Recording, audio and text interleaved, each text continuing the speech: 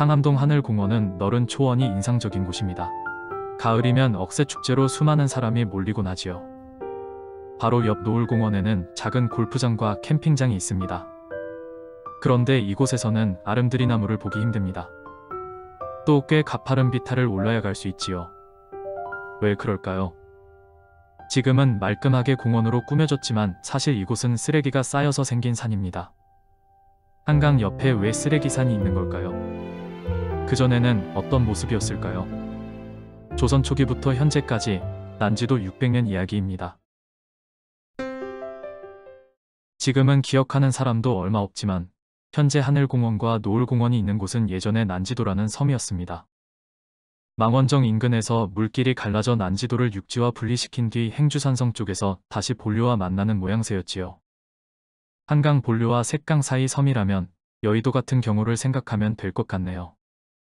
난지도란 향기로운 난초와 지초가 피어나는 섬이라는 건데 아름다운 섬이라는 뜻입니다. 조선시대 기록에는 압도라는 이름으로 등장하는데 우리말로 하면 오리섬입니다. 오리가 물에 떠있는 모양이라서 이런 이름이 됐다네요. 지리지에 기록된 것을 보면 섬의 둘레가 21이고 이곳에서 자라는 갈대를 섬공감에서 베어다 나라에 쓰임에 충당한다고 했습니다. 조선 왕조실록의 압도에 대해 처음 보이는 내용도 이 갈대에 관한 것인데 태종 때 경기도관찰사가 제멋대로 압도의 갈대를 베어냈다며 사헌부에서 탄핵을 했다는 내용이지요. 압도의 갈대를 벨 때 백성을 시켜 괴로움이 많으니 군사를 시켜 베게 하자는 내용도 보입니다. 옛날에는 갈대 같은 풀이 쓰임새가 많아서 나라에 필요한 것을 따로 관리한 건데 그 사용처 중에 빙고도 있습니다. 옛날에는 겨울철에 한강에서 얼음을 채취해 빙고에 보관했다가 사용했는데 빙고에 얼음을 덮는 재료 중 압도의 갈대도 있었던 겁니다.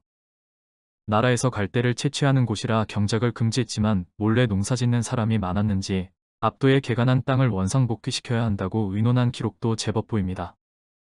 난지도에 관한 옛 기록 중 특이한 것은 고래가 나타났다는 겁니다. 고래 2마리가 서해로부터 고향 압도로 들어와 서로 싸웠는데 고래 1마리는 그 크기가 한량이 없었다. 그래서 서울 사람들이 앞다퉈 잡아다 기름을 짰다. 조선 후기 겸재 정선의 그림에는 난지도가 너른 모래밭으로 표현돼 있습니다. 금성평사라는 그림인데 금성산은 지금의 마포구 성산을 말합니다.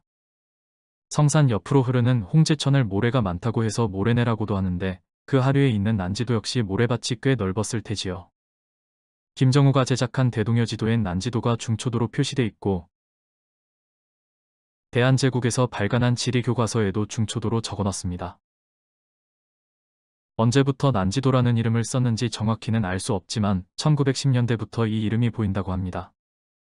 난지도에는 기장과 조가 잘 자라서 수색 사람들이 샛강을 건너다니며 농사를 지었고 섬 안에도 마을이 있었는데 을충년 대홍수로 마을이 사라졌다가 복구되는데 10년 넘게 걸리기도 했습니다. 을충년처럼 큰 물난리가 아니더라도 비가 많이 온다 싶으면 물에 잠기곤 했는데 한강변에 있는 마을들이 다 비슷한 사정이었지요. 1953년에는 난지도에 삼동소년촌이 설립됐습니다. 전쟁 고아들의 자립을 돕기 위해 미군의 도움을 받아 만든 시설이었는데 반복되는 수해에 고생하다가 69년에 상암동으로 이전했습니다. 난지도 주민들은 모래땅에 맞는 채소를 키워 내다 팔았고 샛강 건너 주민이 난지도에 농사를 지으러 다니기도 했는데 난지도를 다른 마을과 이어주는 건 마을 사람들이 공동으로 마련한 나룻배뿐이었습니다. 서울이지만 배를 타야만 시내에 나갈 수 있었고 비가 오면 그마저도 불가능한 서울 속 오지였지요.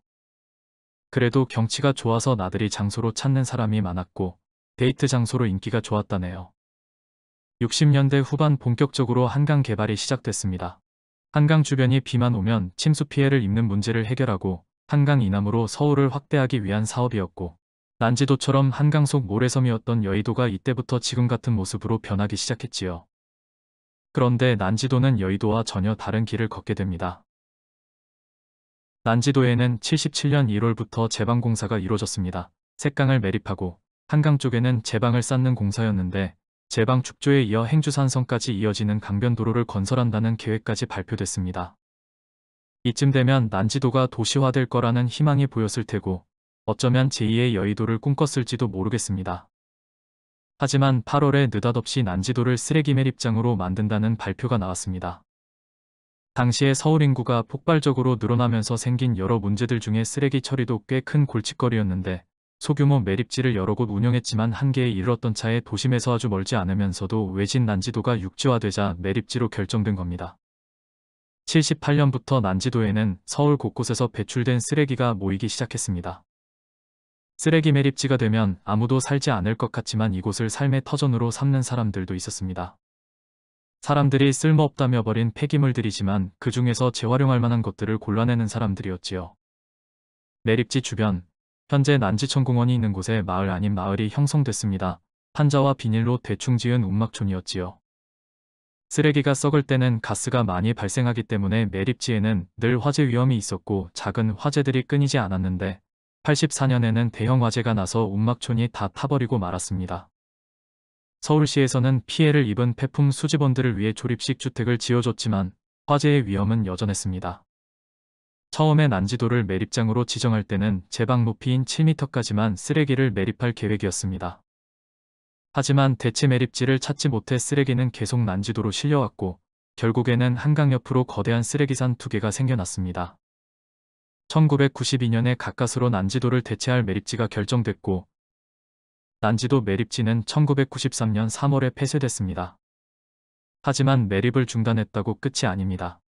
쓰레기가 썩으면서 지독한 냄새와 유독가스가 발생되고 침출수가 흘러나와 땅을 오염시키는 건 물론 집안이 무너지면서 붕괴할 위험도 생깁니다. 그래서 매립이 끝난 뒤에는 안정화 작업을 해줘야 합니다. 매립지 주변 지하에 차수벽을 설치해 쓰레기 썩은 오염수가 흘러나가지 않게 막고 안쪽에는 집수정을 설치해 한 곳으로 모아 정화해 줍니다. 쓰레기가 썩을 때 나오는 가스는 곳곳에 포집공을 박아 한 곳에 모아 연료로 활용하는데 그 연료를 이용해 주변 아파트에 난방열을 공급하는 시설이 하늘공원과 노을공원 사이에 있는 지역난방공사입니다. 쓰레기 더미 위에 흙을 덮고 빗물이 스며들지 않도록 차수막을 덮은 다음 다시 흙을 덮어줍니다. 덕분에 쓰레기산 위에도 식물이 자랄 수 있는 건데 흙이 아주 두껍지는 않기 때문에 큰 나무가 자라기는 힘들다고 하네요. 쓰레기산이 무너지지 않도록 비탈면을 완만하게 만들고 보호시설을 설치한 뒤 풀과 나무를 심는 작업도 해줍니다. 안정화 작업을 한 매립지는 공원으로 탈바꿈하기 시작했습니다. 때마침 우리나라에서 월드컵이 개최되면서 상암동 경기장과 함께 난지도 일대가 공원으로 개발된 거지요. 월드컵 공원은 크게 4구역으로 나뉩니다. 제2매립지가 먼저 하늘공원이라는 이름으로 공개되며 도심 속 초원으로 관심을 끌었고 폐품 수집원들의 조립식 주택이 있던 곳은 난지천공원이 됐습니다. 난지연 못을 품은 평화의 공원도 있고 제1매립지는 골프장과 가족 캠핑장이 있는 노을공원으로 운영되고 있습니다.